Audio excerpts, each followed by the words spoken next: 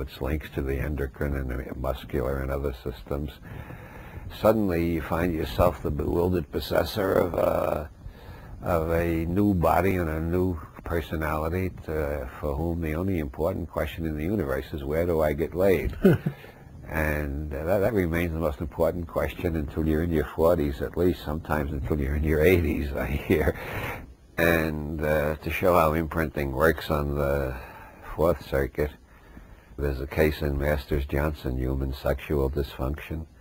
A guy who was about to make out for the first time in his life in the back seat of a car. At the crucial moment, a cop flashed his light in the window and said, "What are you two doing in there?"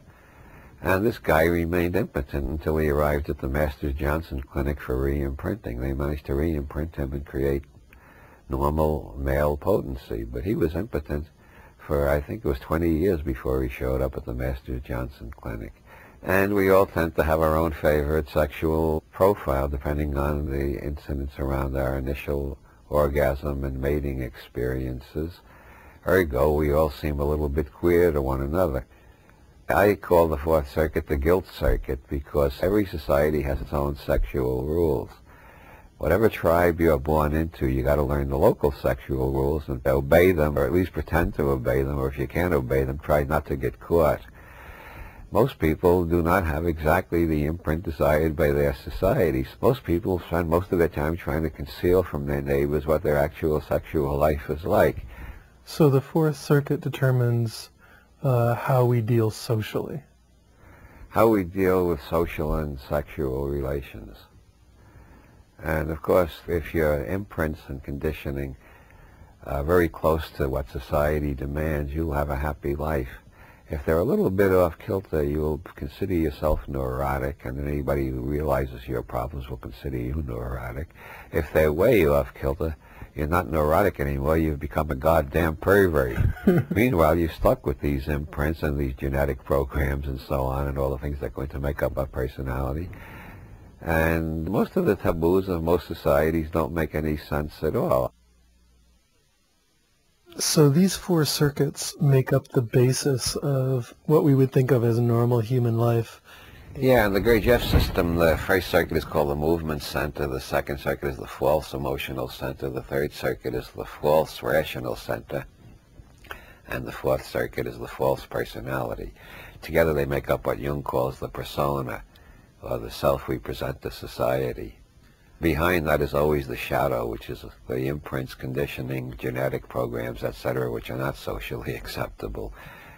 The parts that we're hiding from ourselves and others. Yeah. Now, you've emphasized that these imprints that are so important on our lives are, in some sense, out of our control. It's just whatever, either through fate or accident, happens to us during our imprint vulnerability permanently shapes our consciousness, or maybe not so permanently, because according to Leary's ideas here, these imprints can be changed. Yes, that's Leary's major psychological heresy. Leary believed LSD could change imprints. And one of his first major experiments was to take a group of convicts in the Massachusetts prison system who were due for release, take them on mystical trips with classical music, readings from the Hindu and Buddhist scriptures and LSD, and reprogram them into a state of mind where they didn't feel like criminals anymore. A lot of them cried. They wanted to lead happier and less destructive lives. And there was a follow-up study a year after they were released. A year after release, something like 85% of all criminals are back in jail for a new crime. In Leary's case, something like 80% of them were still leading productive and non-criminal lives. Another an associate in that did a follow-up study in the 70s, and all the ones he could find were still out on the streets, not back in prison. Leary had reversed the recidivism rate. There should have been a lot more research on that, and we wouldn't be building so goddamn many prisons now, would we? But again, the government shut down the research. They wanted to keep mind manipulation a secret that the CIA could use for their own purposes and nobody else would know anything about. So the implication is he had somehow re-imprinted them to be nicer. He re-imprinted them to see that their life script, their basic programs on the first four circuits, were leading them to a life that would remain basically unhappy. If you go on committing crimes, you're going to spend most of your life in prison, which is not a nice place to spend most of your life.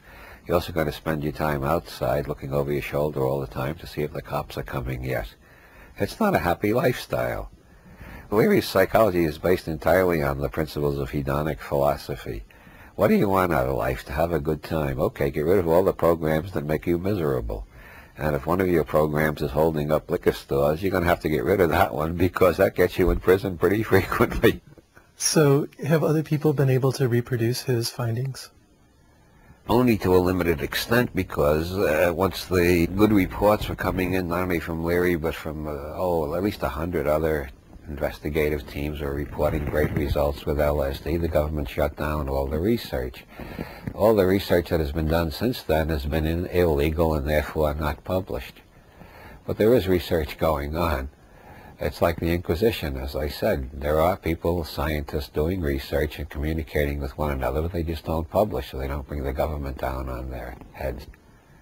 So Leary had found that you could re-imprint through using psychedelic drugs. Have people found other ways to re-imprint people?